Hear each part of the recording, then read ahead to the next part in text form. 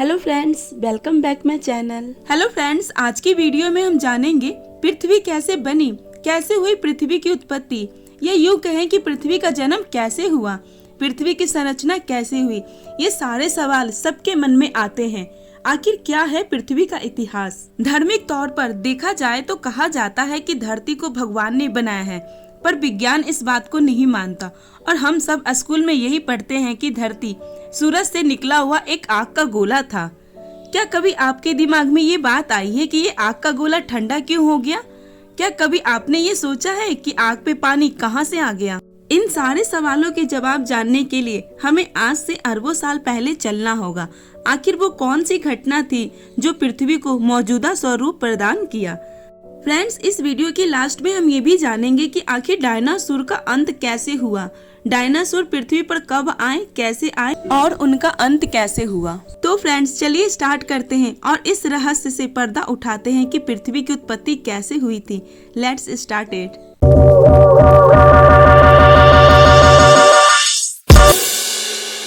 Friends, आज से 5 billion साल पहले अंतरिक्ष में कई गैसों के मिश्रण से एक बहुत ही जोरदार धमाका हुआ। इस धमाके से एक बहुत ही बड़ा आग का गोला बना, जिसे हम सूर्य के नाम से जानते हैं। इस धमाके के कारण इसके चारों ओर धूल के कण फैल गए। गुरुत्वाकर्षण की शक्ति के कारण ये धूल के कण छोटे छोटे पत्थर के टुकड़ों में बदल गए। धीरे धीरे ये टुकड़े भी गुरुत्वाकर्षण की शक्ति के कारण आपस में टकराकर एक दूसरे के साथ जुड़ने लगे। इस तरह हमारे सौर मंडल का जन्म हुआ। कई मिलियन साल तक गुरुत्वाकर्षण शक्ति ऐसे पत्थरों और चट्टानों को धरती बनाने के लिए जोड़ती रही। चट्टानों के आपस से टकराने के कारण धरती एक आग के गोले के रूप में तैयार हो रही थी, जिसके फलस्वरूप लगभग 4.54 बिलियन साल पहले धरती का तापमान लगभग 1200 डिग्री सेल्सियस था। उस समय हमारी पृथ्वी बहुत ही गर्म आग के गोले के स्वरूप में थी। उस समय हमारे लिए यह कल्पना करना भी मुश्किल था कि इस हालात के बाद यह ग्रह रहने लायक बन सकता है। उस समय अगर धरती पर कुछ था तो उबलती हुई चट्टानें, कार्बन डाइऑक्साइड, नाइट्रोजन और जल वाष्प। एक ऐसा माहौल था जिसमें सांस लेना तो दूर, पैर रखना भी जान गंवाने जैसा था। पृथ्वी के पास उस समय ना तो वायुमंडल था, ना ही एक स्थिर वातावरण। मगर आज से 4.5 अरब साल पहले हमारी पृथ्वी के साथ एक ऐसी घटना घटी जिसने काफी हद तक पृथ्वी को बदल करके रख दिया। उस समय एक नया ग्रह जिसका नाम थिया धरती की तरफ बढ़ रहा था। इसका आकार मंगल ग्रह जितना था। इसकी गति 50 किलोमीटर पर सेकेंड थी, जो कि बंदूक से चली हुई गोली से 20 गुना ज्यादा थी। जब यह धरती की सतह से टकराया तो एक बहुत बड़ा धमाका हुआ। इस पिंड की टक्कर की वजह से हल्के पदार्थ के बने टुकड़े अंतरिक्ष में बिखर गए और पृथ्वी के चारों ओर चट्टानों के टुकड़े फैल गए और इन्होंने पृथ्वी के चारों ओर घूमते हुए एक विशाल रिंग का आकार ले लिया। बाद में ग्रेविटी की वजह से इकट्ठे होकर इन्होंने एक पिंड का निर्माण किया। वो पिंड कोई और नहीं बल्कि हमारा चांद था। 3.9 बिलियन साल पहले पृथ्वी की उत्पत्ति होने के बाद अंतरिक्ष में बचे चट्टानों का धरती पर हमला होने लगा। आसमान से गिरते इन उल्का में एक अजीब सी क्रिस्टल थी, जिन्हें आज नमक के रूप में प्रयोग किया जाता है। हैरानी की बात तो यह है कि जिन महासागरों से हम नमक निकालते हैं, समुद्र का पानी इन्हीं गिरने वाले उल्का के अंदर मौजूद नमक से निकला है। आपके मन में ये सवाल आ रहा होगा कि आखिर उल्का में मौजूद इतने कम पानी से सागर की उत्पत्ति कैसे हो गई? इतने कम पानी से सागर की उत्पत्ति कैसे हो सकती है? तो आपको बता दें कि ये उल्का धरती पर 20 मिलियन साल तक गिरते रहे, जिस कारण धरती पर काफी पानी इकट्ठा हो गया। धरती पर पानी इकट्ठा होने के कारण धरती की ऊपरी सतह ठंडी होने लगी और उबलती चट्टानें ठंडी होने के कारण सख्त होने लगी, लेकिन धरती के अंदर लावा उसी रूप में मौजूद रहा। धरती की ऊपरी तापमान 70 से 80 डिग्री सेल्सियस हो चुका था। धरती की सतह भी सख्त हो चुकी थी। धरती के वातावरण में बदलाव लाने के लिए ये तापमान और हालात एकदम सही थे। आपको बता दें, धरती पर आज जो पानी है वो कई बिलियन साल पहले का है। इसी पानी के नीचे सारी सख्त सतह ढक चुकी थी। चांद के पास होने के कारण उसके द्वारा लगने वाले गुरुत्वाकर्षण से धरती पर एक तूफान सा आने लगा। उस तूफान ने धरती पर उथल पुथल मचा दी थी। समय के साथ चांद धरती से दूर होता गया और तूफान शांत हो गया।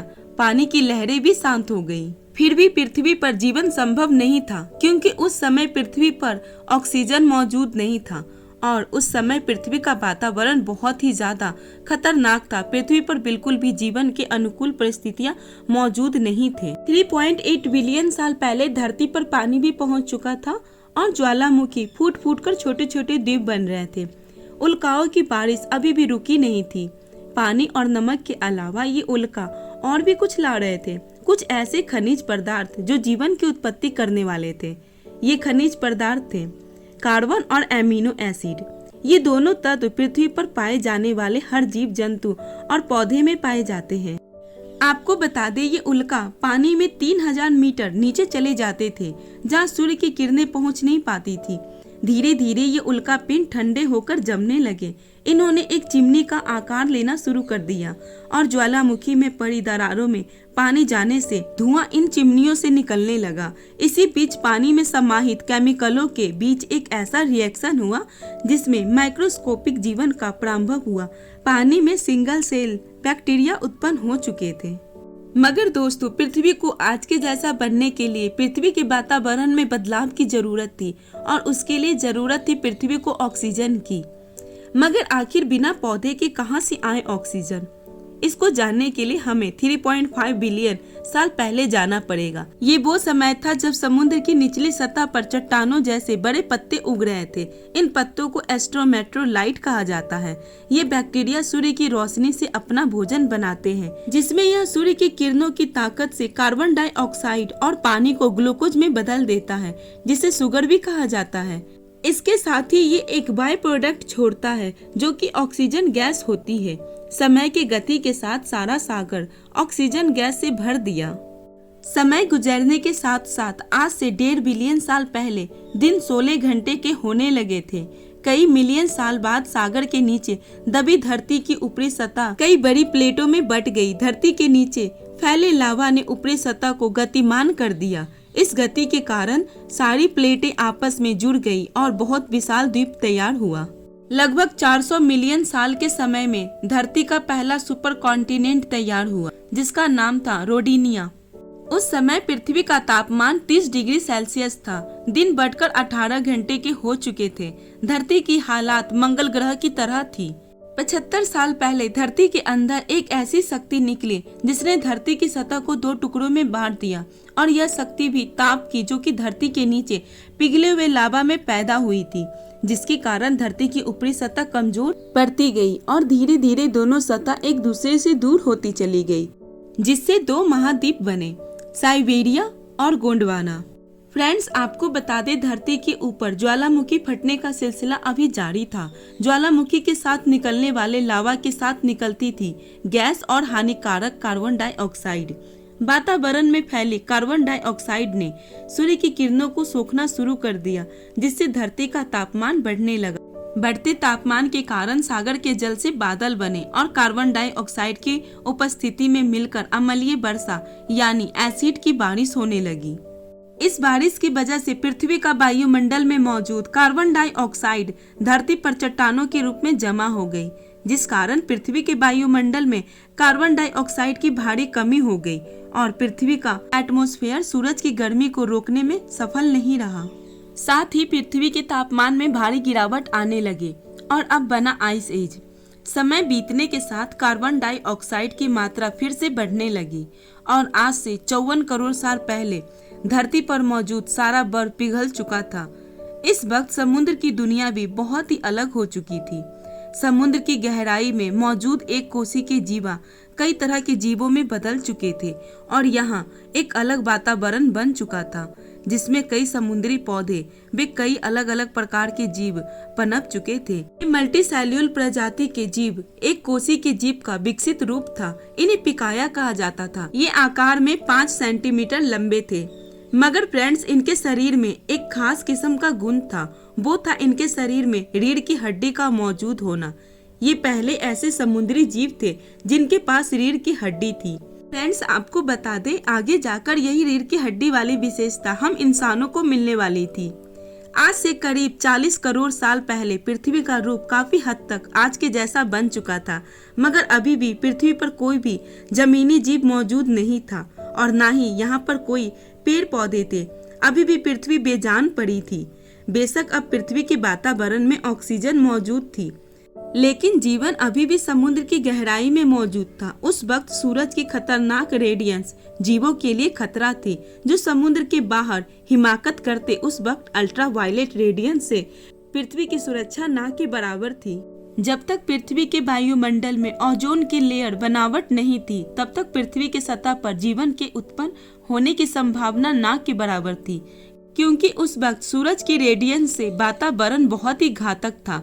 मगर जब समय बीतने के साथ साथ पृथ्वी के ओजोन लेयर का निर्माण हो रहा था, पृथ्वी के वायुमंडल में मौजूद ऑक्सीजन ने सूरज से आने वाली अल्ट्रावायलेट किरणें को सोखकर पृथ्वी के ओजोन लेयर का निर्माण किया। फ्रेंड्स, पृथ्वी की ओजोन लेयर हमारे सूरज से आने वाली खतरनाक रेडियंस से बचाए रखती है, जो हमारे लिए किसी सुरक्षा कवच की तरह काम करती है। इसके बाद पृथ्वी की सतह पर शैवाल बने, जो कि धरती के सबसे पहले जमीनी पौधे थे।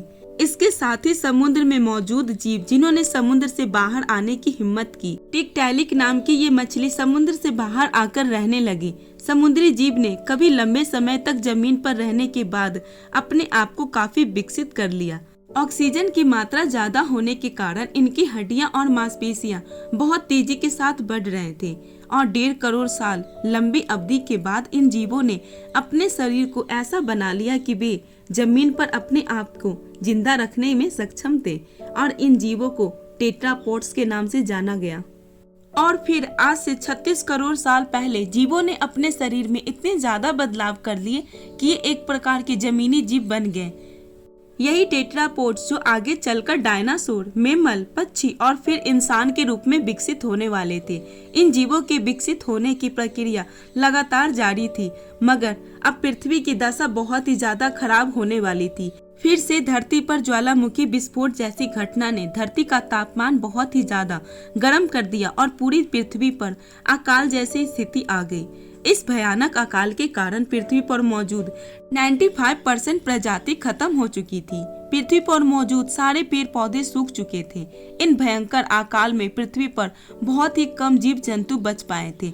अब इन बचे हुए जीवों का पेट भी भरना बहुत मुश्किल हो रहा था। इसके बाद इन जीवों ने कुछ भी खाकर अपने आप को जिंदा रखा और पृथ्वी की भारी तापमान से बचने के लिए इन्होंने अपना बसेरा जमीन के अंदर बना लिया। मगर जैसे जैसे समय बीतने के साथ पृथ्वी का वातावरण फिर से ठंडा होने लगा और एक सामान्य रूप में आ गया। फिर आज से 20 करोड़ साल पहले फिर से पृथ्वी पर पेड़ पौधे की उत्पत्ति हुई और भयानक अकाल में बच निकले 5% जीवों ने विकसित होकर नए प्रजाति को जन्म दिया, जो आगे चलकर इन्हीं प्रजाति का पृथ्वी पर राज होने वाला था। इन जानवरों का नाम डायनासोर। डायनासोरों का जन्म अकाल में बचे 5% जीवों से विकसित होकर हुआ था। इन दैत्याकार आकार के डायनासोरों ने करोड़ों साल तक पृथ्वी पर राज किया, मगर फिर पृथ्वी के साथ कुछ ऐसी घटना घटी जिस कारण इस विशाल काल डायनासोरों को अपनी जान से हाथ धोना पड़ा। फ्रेंड्स, अब जानेंगे डायनासोर का अंत कैसे हुआ। इसके लिए हमें 6 करोड़ साल पीछे जाना होगा। उस समय पृथ्वी पर सब कुछ अच्छा था। चारों तरफ पेड़ पौधे हरे भरे थे। इस खूबसूरत धरती पर डायनासोर अपने जीवन को अच्छे से जी रहे थे। उस समय धरती पर उसी का दबदबा था। डायनासोर उस समय के बहुत ही बड़े विशालकाय जीव हुआ करते थे और उस वक्त धरती पर डायनासोर के साथ पृथ्वी पर एक और जीव था जो कि आज के चूहे की तरह दिखता था। इनका नाम था मेमल्स, मतलब स्तनधारी जीव। मगर फ्रेंड्स, वो स्तनधारी जीव असल मायने में हम इंसानों के पूर्वज थे, क्योंकि इन्हीं जीवों से विकसित होकर हम आगे इंसान बनने वाले थे। उस वक्त इन डायनासोर का खौफ इतना ज्यादा था कि इन छोटे स्तनधारी जीवों को बिल के अंदर छुप कर के रहना पड़ता था। लेकिन यही विशेषता इन छोटे जीवों को एक भयानक तबाही से बचाने वाली थी। डायनासोर अपने वंशज को बढ़ाने के लिए अंडे देते थे, मगर ये मेमल्स अंडे नहीं देते थे। यही मेमल्स का गुण आज हम सब इंसानों में है। करोड़ों सालों से ये विशालकाय जीव अपने जीवन बड़ा ही आराम से धरती पर जी रहे थे। इन्हें इस बात का बिल्कुल भी अंदाजा नहीं था कि हम एक भयानक तबाही के शिकार होने वाले हैं। उस वक्त 10 किलोमीटर डायामीटर वाला एस्ट्रॉइड मतलब उल्का पिंड हमारी पृथ्वी पर हमला करने के लिए बहुत ही तेजी से उसकी तरफ बढ़ रहा था। पृथ्वी के गुरुत्वाकर्षण एरिया में आते ही इसकी स्पीड और भी ज्यादा तेजी हो जाती है।